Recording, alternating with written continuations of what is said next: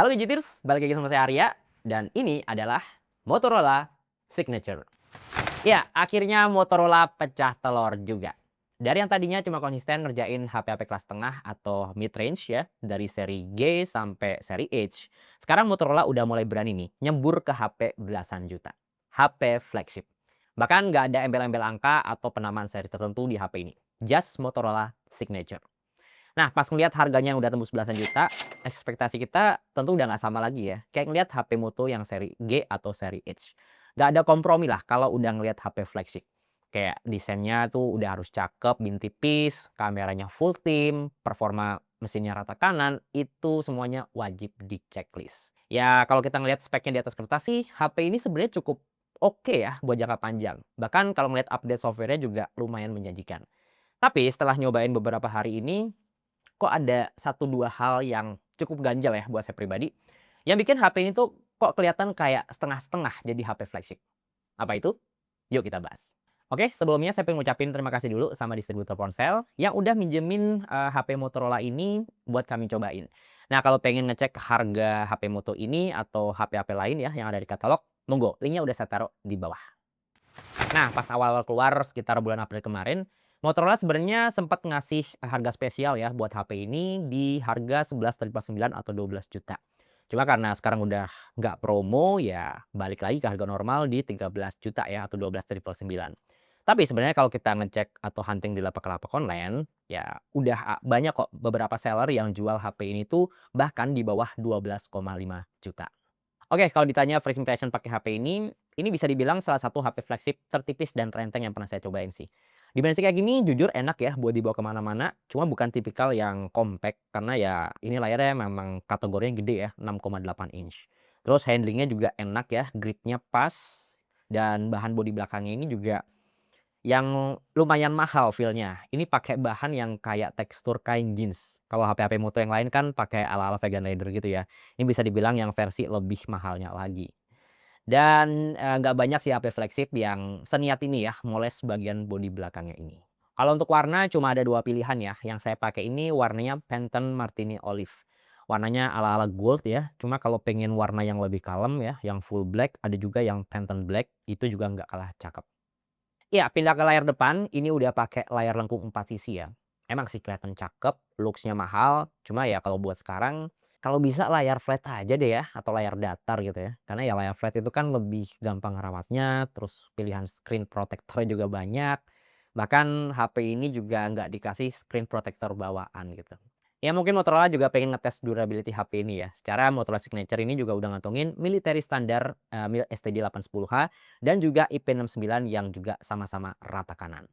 Nah, terlepas dari layar lengkungnya yang pro dan kontra, alias ada yang suka, ada yang enggak. Tapi jujur, layar 6,8 inch di HP ini tuh punya kualitas visual yang terbilang mahal ya. Ini warnanya tipikal gonjreng ya, satu rated, cuma nggak bikin sakit mata sih. Alias kalau kita pakai buat maraton series Netflix ya, bahkan kita juga udah bisa nikmatin kualitas streaming yang paling tinggi yaitu Dolby Vision. Buat dipakai di luar ruangan juga visualnya masih jelas banget ya, auto brightness-nya juga oke, dan yang saya suka ya, kalau unlock HP ini pakai fingerprint-nya, ini juga udah pakai teknologi ultrasonic yang juga berasa cepatnya. Ya, di luar layar, speaker juga jadi salah satu hal yang saya suka di HP Moto ini. Bahkan speakernya juga udah dituning ya sama Bose, brand audio yang juga collab sama Poco F8 series. Kayak karena dituning Bose, secara keluaran suara sih oke banget ya. Ini bulat bassnya tuh dapet, volume powernya juga kencang banget. Cuma memang, level kerjasamanya tuh baru di-tuning by software doang ya, belum semonster audio di Poco F8 series yang emang udah dikasih hardware ekstra sama Bose-nya. Tapi seberapa nampol audionya, coba deh dengerin di sini.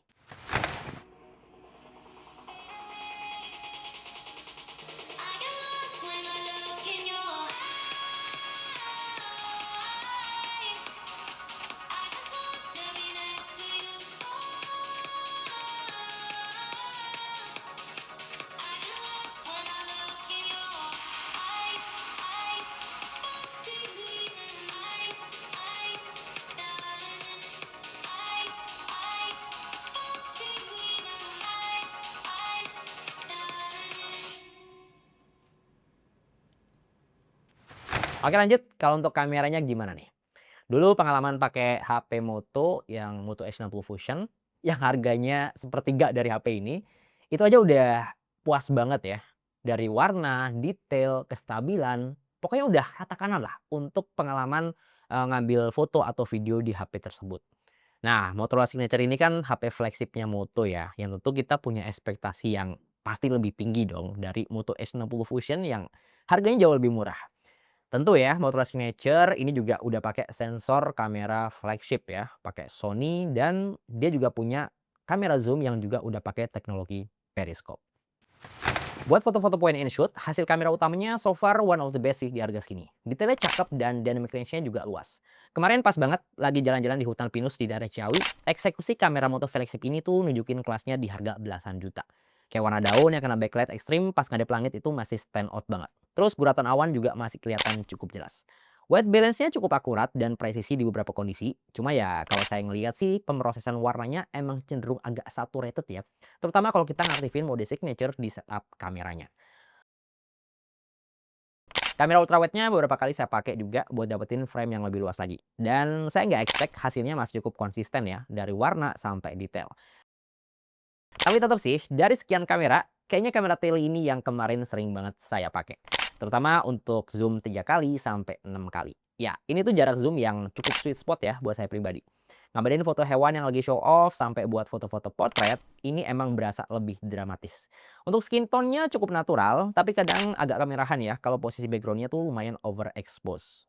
Nah, kalau dimentokin, zoom-nya ini bisa sampai 100 kali. Bentuk objeknya masih kelihatan proporsional dan bisa dikenalin dengan jelas. Ya, meskipun detailnya ini masih berasa banget hasil manipulasi atau polesan AI.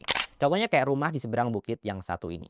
Atau dipakai buat ngezoom tulisan menu, kadang tuh tulisannya jadi ngaco ya, di kata-kata tertentu yang nggak terlalu jelas. Nah, biar ada pembanding, di sini saya coba sandingin hasil zoomnya Moto bareng HP belasan juta lainnya yang sama-sama punya setup kamera zoom periscope. Di sini Moto masih kelihatan konsisten sih, dari warna sampai detail. Paling warnanya aja sih, yang kadang jadi kelihatan agak gelap dan pekat gitu. Tapi teksturnya masih solid, rapat, dan dynamic range-nya juga cukup luas. Nah, tadinya saya pikir hasil foto kayak gini tuh cuma cakep di siang bolong doang. Ternyata buat foto-foto malam masih semenyenangkan itu. Ya, kalau pengen dapetin hasil terbaik, saran saya langsung nyalain mode malamnya ya. Warnanya solid, detailnya masih rapi, terus efek-efek lampu juga gak ngerusak hasil akhir foto malamnya. Buat foto zoom di 3 kali, untuk low light-nya juga hasil kayak gini buat saya pribadi udah cakep banget. Emang sih ada sedikit penurunan kualitas dari utama ke telenya dan itu sangat-sangat wajar ya. Tapi sebenarnya hampir nggak berasa kalau nggak diperhatiin lebih detail.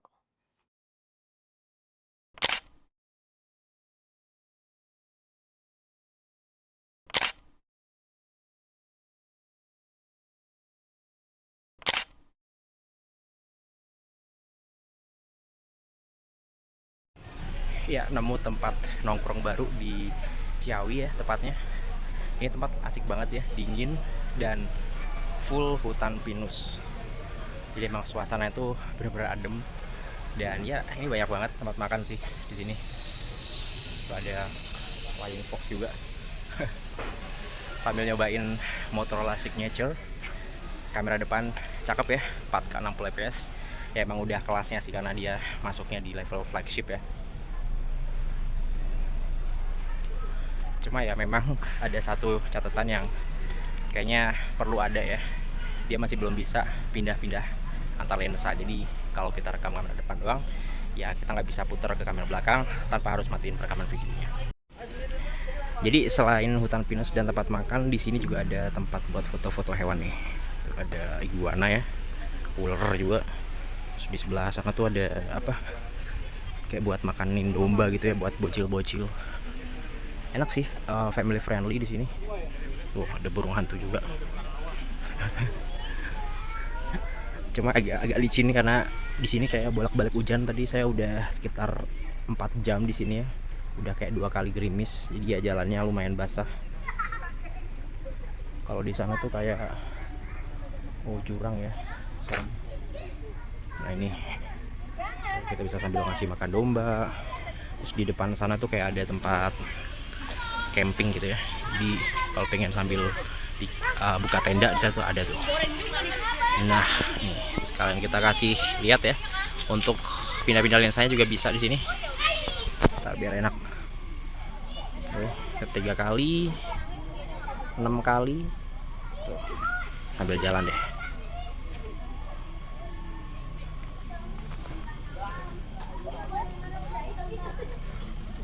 Zoomnya juga masih enak banget ya, smooth.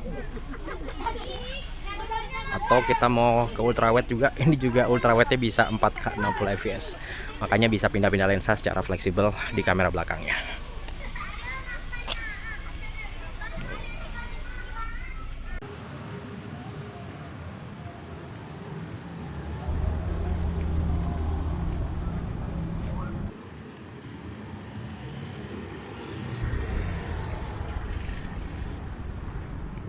Nah, skill kamera video belakang yang bisa sampai 8K atau 4K 60 fps di semua lensa, itu tentu nggak lepas dari faktor mesinnya.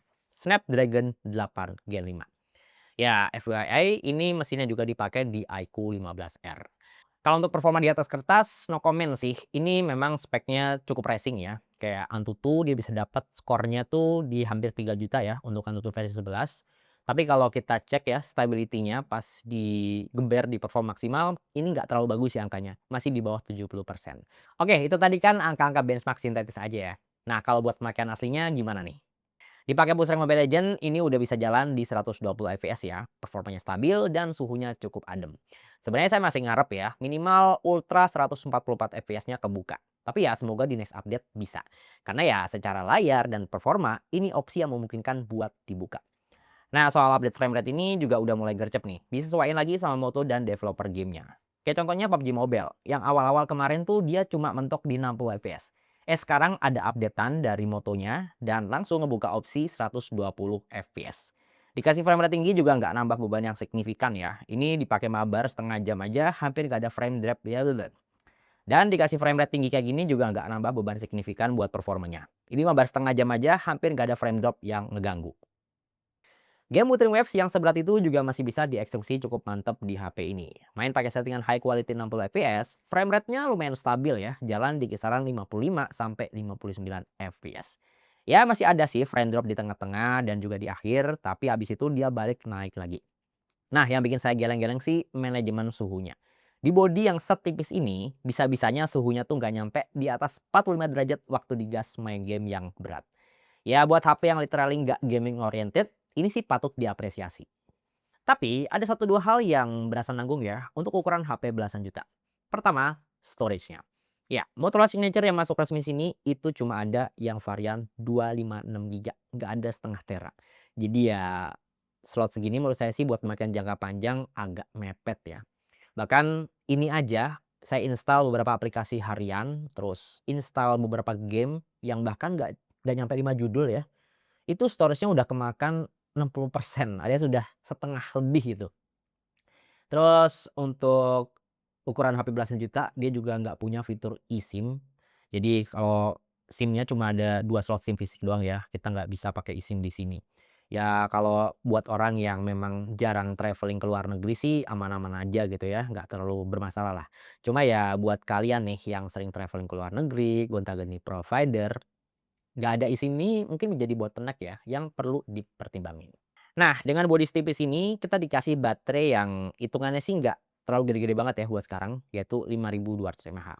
Cuma karena mesinnya lumayan efisien ya, terus bodinya juga nggak gampang panas, ini sebenarnya ngaruh juga sama konsumsi baterai hariannya.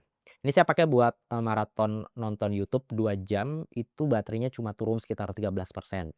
Terus dipakai buat push rank setengah jam, kemakan 7%, atau dipakai buat ngonten 4K ya di kamera videonya sekitar 20 sampai 30 menit, itu cuma turun sekitar 5%. Ya hitungannya untuk baterai 5200 sih nggak yang boros-boros banget. Untuk chargernya kita dikasih charger 90 watt ya yang cukup kenceng dan satset. Kayak ngisi setengah jam itu bahkan udah keisi hampir 90% dan sampai benar-benar full tank itu bahkan nggak nyampe 45 menit. Terus ada opsi wireless charging juga ya kalau dibutuhin dan kalau kita pakai yang dock resmi dari Motorola itu bisa dapetin speed yang paling kenceng di 50 watt untuk wireless chargingnya. Sebenarnya wireless charging ini jarang banget saya pakai, cuma saya lebih sering pakai fitur reverse wireless charging ya. Alias HP ini tuh bisa kita pakai buat ngecas gadget atau aksesoris yang emang kompatibel ngisi daya tanpa kabel ya, kayak misalnya smartwatch, TWS, atau bahkan mungkin HP kedua yang juga sama-sama bisa wireless charging. Oke, dari tadi kita udah panjang lebar ngobrolin hardware-nya yang hampir semuanya perfect. Dan emang udah seharusnya HP flagship kayak gitu kan. Tapi gimana nih kalau untuk software-nya? Enak nggak sih buat dipakai sehari-hari? Ya biar dikata UI-nya simple dan kadang kelihatan boring karena kayak Android yang tanpa skin, ini nafas update-nya sih bisa dibilang sangat panjang. Bukan 3 tahun, bukan 4 tahun, tapi sampai 7 tahun. Dan 7 tahun itu udah include 7 kali upgrade versi Android terbaru ya, plus full security patch sampai 7 tahun ke depan. Nggak cuma itu aja, Motorola punya Smart Connect yang ngasih konektivitas HP Moto di level yang beda dengan HP Android lain. Di 2 jutaan kayak Moto G45 aja kita bisa dapetin fitur ala-ala Samsung Dex lewat Smart Connect-nya. Nah, di sini fiturnya lebih di-improve lagi. Jadi kalau kita punya monitor eksternal dan coba display out dari HP-nya, ini tuh fungsinya bukan cuma mirroring tampilan doang ya. Ada semacam hub yang bisa kita set mau pakai mode apa. Misalkan mode desktop. Ini tuh mode buat kerja ala-ala kayak pakai PC atau laptop. Bisa multi window, ada taskbarnya, dan cocok buat ngehandle kerjaan yang butuh monitor gede kayak nulis atau ngedit. Oke, jadi kesimpulannya, Motorola Signature ini cocoknya buat siapa ya? Kalau ngincer HP flagship tipis, tongkrongan mahal, performa dan kamera cakep, terus punya skill Smart Connect buat kerja lebih enak di layar yang lebih gede, ini sih bisa jadi opsi yang cukup menarik ya. Tapi perlu diingat, harga 12 jutaan buat beberapa orang termasuk saya sih masih mikir-mikir ya, buat beli sebuah HP flagship yang storage-nya tuh cuma 256 giga dan nggak bisa eSIM. Nah, saya tuh jadi mikir ya, seandainya HP ini tuh bisa diturunin lagi harganya, minimal di 10 juta sekian lah. Kayaknya Motorola Signature ini bisa dapat highlight yang lebih ya dari HP flagship yang lain. Apalagi ya racikan software-nya kan udah bagus banget ya. Dan bikin dia tuh jadi lebih beda dari HP-HP Android lainnya. Oke, terima kasih nonton video sampai selesai dan semoga video ini bisa ngasih referensi ya, terutama buat yang masih penasaran sama Motorola Signature. Nah, untuk ngecek spek lengkap dan link pembelian HP ini, seperti biasa, linknya udah saya taruh di bawah. Ya, di sini saya Arya dan di belakang kamera ada Tama. Sampai ketemu di video berikutnya.